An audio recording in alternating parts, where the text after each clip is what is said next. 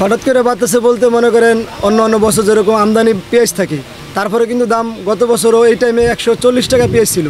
আর এই বছর মনে করেন আল্লাহ দিলে বাংলাদেশে অনেক পেঁয়াজ হয়েছে, ফলন ভালো হয়েছে। তারপর এতদিন যাবৎ 60-এর ভিতরে ছিল, 60, 56, 58, 62 এরকম ছিল। আপনার গত মাসের 22 তারিখের পরে থেকে 2-3 টাকা করে বাড়তে এখন আর কি এই পর্যন্ত পৌঁছাইছে। এখন তো মনে করেন আপনার পেঁয়াজ সিজন লাস্টের দিক, 5 ভাগের মনে করেন বাংলাদেশে অলরেডি 3 ভাগ পেঁয়াজ শেষ হয়ে গেছে। ঈদের পরে ভালো বলতে একটাই কথা, আপনার ওই পেঁয়াজ মনে করেন অটোমেটিক অনেক কমে গেছে।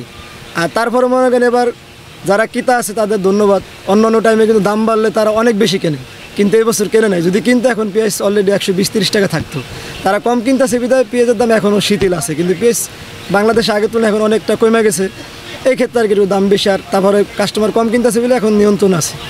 আবার মাঝখানে কিন্তু আরও বেশি হয়ে গেছিলো, আপনি 84 টাকা পাইকারি আনছিলাম আমরা, আর এখন কিন্তু আজকে আবার আনছি 76 টাকা পাইকারি। বাজার কিন্তু দম, কারণ কি তারা কম কিনতেছে, এই কারণে বাজার স্থির আছে।